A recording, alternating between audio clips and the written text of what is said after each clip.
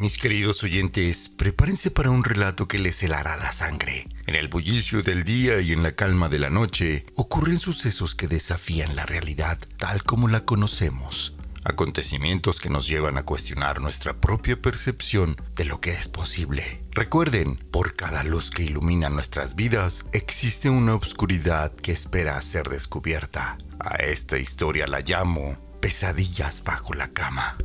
En un antiguo y desgastado edificio de la calle Regina, en el corazón de la Ciudad de México, vivió un modesto zapatero llamado José. Su vida giraba en torno a su taller, su casa y sobre todo su hijo de 8 años, Carlos.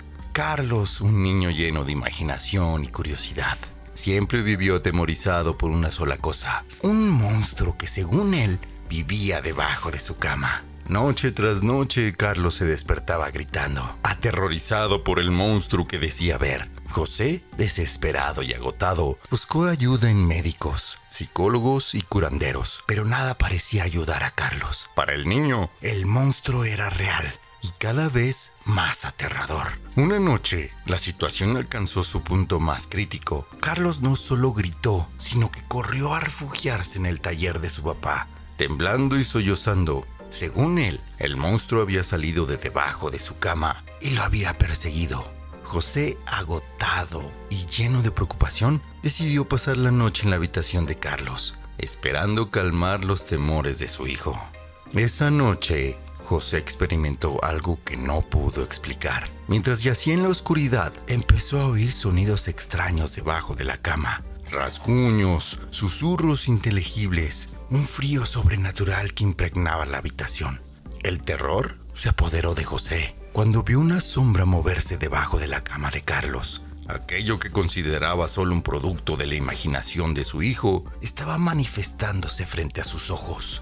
Armado con una lámpara y el coraje de un padre dispuesto a proteger a su hijo, José decidió enfrentar a lo desconocido. Se arrodilló y miró debajo de la cama. Sus ojos se abrieron de par en par y su corazón se detuvo por un momento al ver un par de ojos rojos brillantes y una figura sombría retorciéndose. Aquello no era ninguna alucinación, era un horror palpable y aterrador. José retrocedió presa del pánico, pero su instinto protector prevaleció. Con un grito arremetió contra la entidad oscura, golpeándola con la lámpara. Con el impacto, la habitación se iluminó brevemente, revelando la grotesca figura de la criatura. Era un ser de pesadilla, formado por sombras y retazos de lo que parecían ser telas viejas y rotas. Emitió un gruñido inhumano y se replegó de nuevo debajo de la cama. José, temblando pero decidió enfrentar a la criatura. Arrastrándose, se metió debajo de la cama,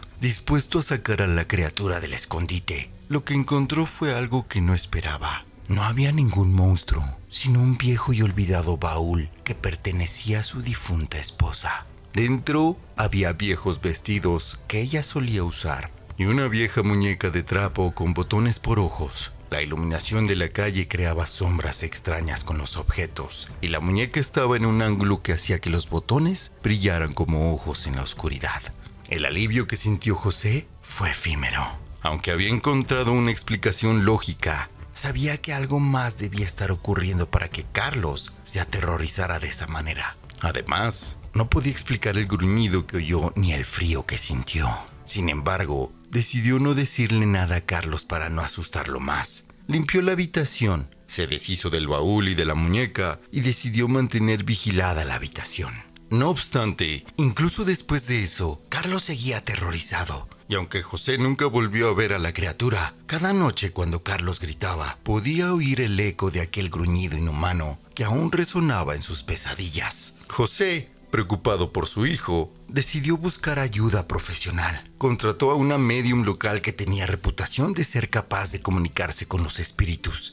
La médium llegó una noche, un aura de serenidad envolviéndola. Pidió que la dejaran sola en la habitación de Carlos. Mientras José y Carlos esperaban en la sala, oyeron a la médium hablar en un idioma desconocido. Había una atmósfera pesada en la casa, pero al cabo de una hora, la médium salió de la habitación con una expresión de alivio. El espíritu que residía aquí era tu difunta esposa, dijo mirando a José. Estaba confundida y asustada. La muñeca de trapo era su forma de conectarse con Carlos, pero todo lo que logró fue asustarlo. Con esas palabras, José sintió un escalofrío. La muñeca de trapo siempre había estado en el baúl. Nunca se había molestado en sacarla después de que su esposa falleció. La medium continuó: he ayudado a tu esposa a cruzar al otro lado. No deberían tener más problemas.